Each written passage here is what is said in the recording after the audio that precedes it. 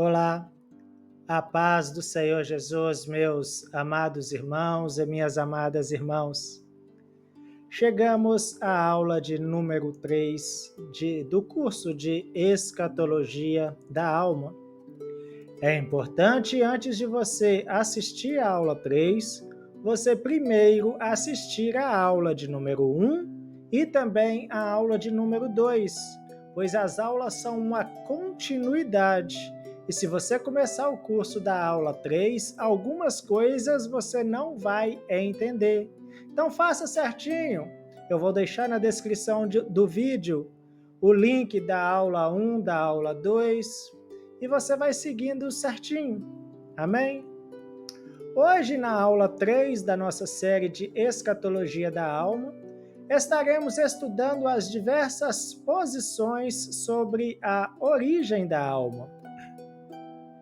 Ou seja, hoje nós vamos aprofundar em um tema que mencionamos na aula anterior, mas que merece uma atenção especial, que são as posições teológicas sobre a origem da alma humana. Esse é um assunto, meus irmãos, que atravessou séculos de debate entre teólogos cristãos e também filósofos, e continua importante até hoje, porque a compreensão da origem da alma influencia diretamente outras doutrinas, como a transmissão do pecado, a responsabilidade moral, a natureza humana e até mesmo o estado intermediário. Então vamos caminhar devagar. O objetivo aqui não é forçar você a escolher um lado imediatamente, mas dar clareza, profundidade e base bíblica para cada entendimento. Ao final desse curso, você terá uma visão panorâmica e sólida, que será a base perfeita para a aula seguinte, onde falaremos sobre Jesus e a imortalidade da alma. Mas, por enquanto, vamos organizar a mente. Vamos organizar o coração para entender quais são as diferentes posições sobre a origem da alma, que, repito, já pincelamos na aula anterior. Primeiro, por que esta pergunta ela é importante? Talvez você se pergunte, mas por que se preocupar com isso? Afinal, não basta saber que a alma existe e que ela é imortal? Mas a verdade é que conhecer a origem da alma ajuda a compreender a própria natureza humana. Por exemplo, a alma ela é criada por Deus ou ela é transmitida pelos pais? A alma existia antes do corpo ou ela surge no início da vida humana? Como o pecado chega ao ser humano? De que maneira somos a imagem e semelhança de Deus? Essas perguntas, meus irmãos, elas influenciam toda a nossa compreensão sobre criação, queda, redenção e juízo. Além disso, grandes teólogos como Agostinho, Tertuliano, Tomás de Aquino, Martinho Lutero, Calvino, Lois Beckhoff, Norma Geisler discutiam esse tema e eles discutiam com seriedade. Por isso, nós também devemos tratá-lo com seriedade. A teologia cristã, ao longo dos séculos, sistematizou 3 principais posições sobre a origem da alma: o pré-existencialismo, o criacionismo da alma e o traducionismo. Hoje vamos explorar cada uma delas, suas bases, suas dificuldades e o que a Bíblia diz. E também o que a Bíblia não diz. Vamos começar com o pré-existencialismo ou pré-existência da alma. Vamos começar pela posição menos aceita entre os cristãos, mas que precisa ser entendida porque marcou parte da história, o pré-existencialismo. Essa visão afirma que as almas existem antes dos corpos. Isso significa que Deus teria criado todas as almas previamente e que no momento da concepção ou formação do corpo, ele simplesmente coloca a alma no corpo. Aí você me pergunta, mas professor Carlos, quem é que defendeu isso? Platão e alguns filósofos gregos defenderam isso. Alguns pensadores judeus também defenderam essa ideia. Orígenes, um dos primeiros escritores cristãos, também defendeu, embora a sua posição não seja considerada ortodoxa. Mas é importante dizer, a igreja ela rejeitou o pré-existencialismo e por boas razões. Por que ela foi rejeitada? Meus irmãos, porque não há absolutamente nenhuma base bíblica para a ideia de que as almas viviam antes dos corpos. A Bíblia nunca fala de almas existindo em um estado prévio, aguardando corpos. Ao contrário, ela apresenta a criação humana como uma unidade, alma e corpo surgindo juntos. Um texto que contradiz totalmente essa posição é Gênesis, capítulo 2, versículo 7. E formou o Senhor Deus o homem do pó da terra, e soprou em seus narizes o fôlego da vida, e o homem foi feito alma vivente. Aqui, meus irmãos, a alma começa a existir exatamente quando Deus dá vida ao corpo. Não existe pré-existência da alma. Outro texto importante é Zacarias, capítulo 12, versículo 1. E forma o espírito do homem dentro dele, não antes dele, não fora dele, dentro dele. Além disso, meus irmãos, Eclesiastes capítulo 12, versículo 7 diz: E o pó volte à terra, como o era, e o espírito volte a Deus que o deu. O espírito volta porque antes não estava lá. Foi dado no início da vida, não antes. Concluindo sobre o pré-existencialismo, esta visão não é bíblica, ela é filosófica e por isso a descartamos. Mas precisamos conhecê-la, porque teólogos antigos tiveram que combatê-la. Os irmãos conseguiram compreender? Se tiver ficado alguma dúvida sobre esta linha de pensamento, pré-existencialismo, deixa sua pergunta logo abaixo do vídeo, nos comentários, e eu vou procurar respondê-las. Amém? Vamos ao segundo ponto de vista, o criacionismo da alma. Meus irmãos, não confundir criacionismo não confundir com criacionismo da criação física. Amém? Aqui nós entramos em uma posição mais amplamente aceita entre teólogos cristãos, especialmente ali durante a Idade Média, e entre estudiosos católicos e arminianos, que é o criacionismo da alma, ou seja, é uma visão mais aceita, porque tem cristãos que acreditam nesta visão. Essa posição diz que Deus ele cria diretamente cada alma humana no momento da concepção ou da formação inicial do ser humano.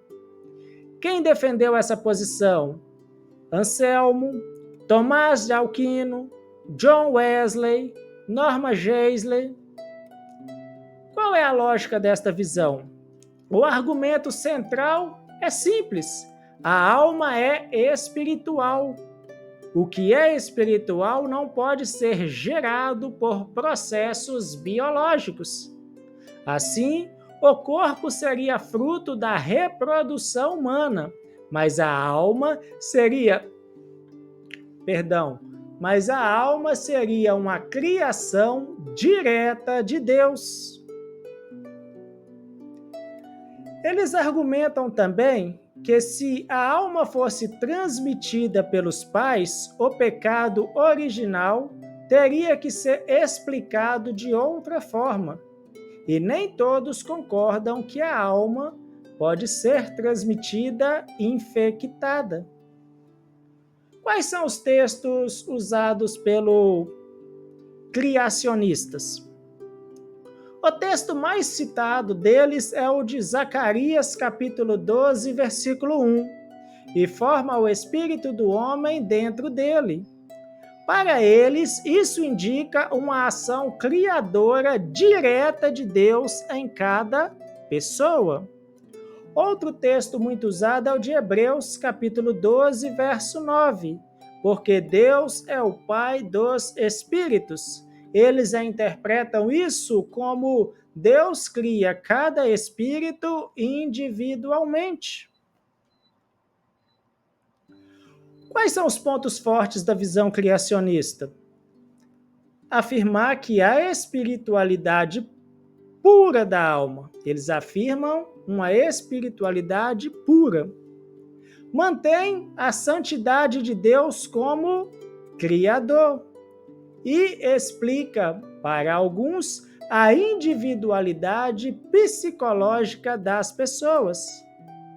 Mas assim como tem pontos fortes, tem também dificuldades. E quais são as dificuldades do criacionismo? Como explicar que Deus cria almas que já nascem com o pecado original? Isso parece contradizer Tiago, capítulo 1 e versículo 13. Deus a ninguém tenta. Outro ponto aqui é que a Bíblia nunca diz que Deus continua criando almas após Adão. Ele soprou o fôlego uma vez. Depois disso, o homem gera homem. Outro ponto também a ser levado em consideração é que as Escrituras afirmam repetidamente a transmissão natural da humanidade. E se a alma também é humana, faz sentido que ela seja transmitida. Por isso, embora seja uma posição respeitável, ela tem limitações bíblicas. Agora estaremos vendo a terceira posição, o traducionismo, a posição majoritária entre os reformados, é a que é a mais aceita. Ou seja, agora chegamos à posição mais aceita entre teólogos protestantes, especialmente reformados, o traducionismo. Essa visão afirma que a alma ela é transmitida junto com a natureza humana, a partir dos pais, no momento da concepção. Ou seja, assim como o corpo é formado a partir da união dos pais, a alma também surge da substância humana de ambos. Quem defendeu essa visão?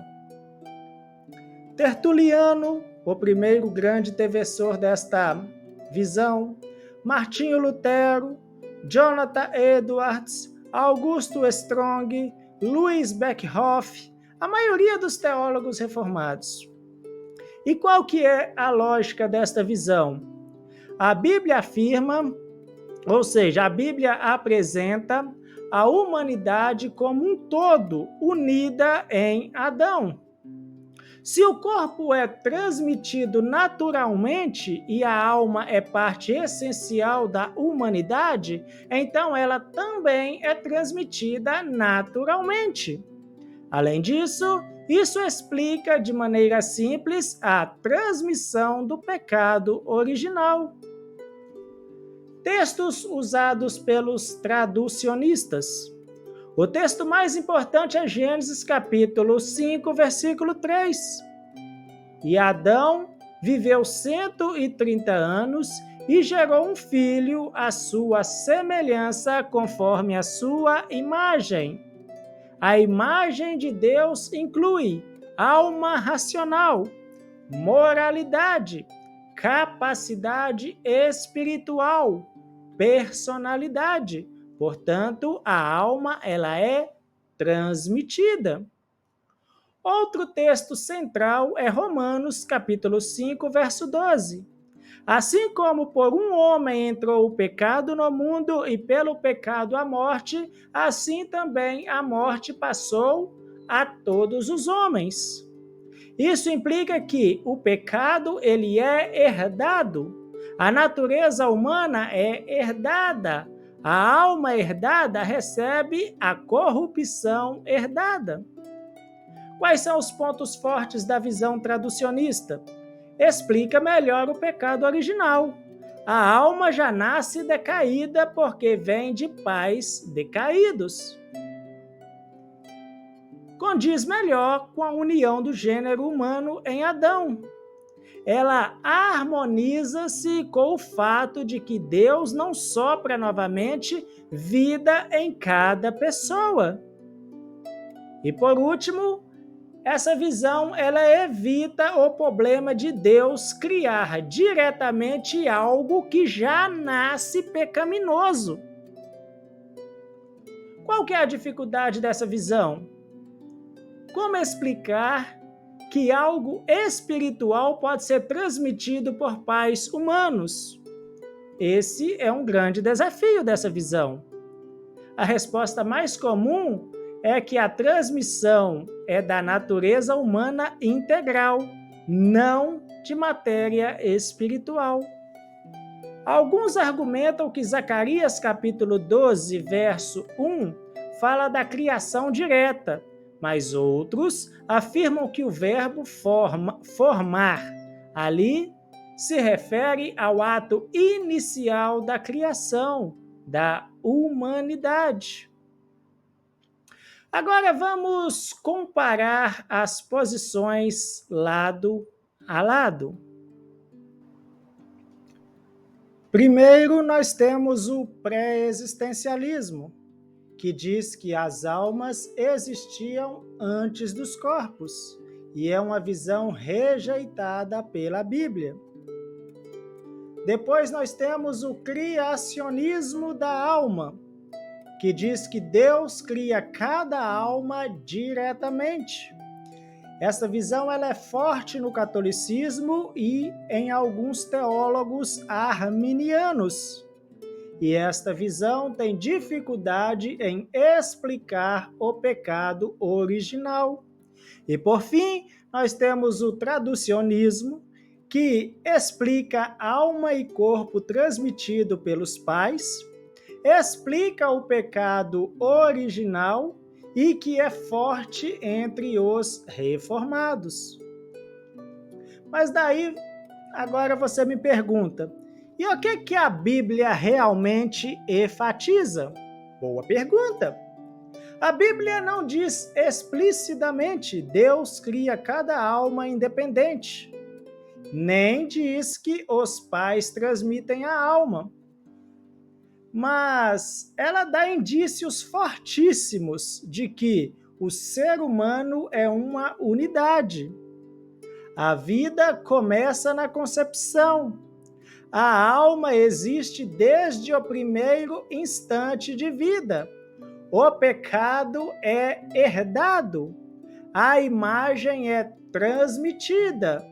Deus não repete o sopro de Gênesis capítulo 2. Além disso, o corpo sem alma está morto. Você pode ver isso em Tiago, capítulo 2, verso 26. E a vida começa no ventre materno. Você pode ver isso em Jeremias, capítulo 1, versículo 5. Salmo 130, 139, versículo 13 até o 16. Isso fortalece a ideia de que a alma surge juntamente com o corpo, no momento da vida. Agora vamos ver o que pensam alguns teólogos importantes. Vamos ver Agostinho. Ele oscilou entre traducionismo e criacionismo, mas nunca ele aceitou a pré-existência. Tomás de Aquino é criacionista da alma. Ele afirmou categoricamente que Deus cria cada alma individualmente. Já Martinho Lutero era um traducionista convicto. Afirmava que a alma e o corpo são gerados juntos. Calvino tendia ao criacionismo, mas admitia dificuldade.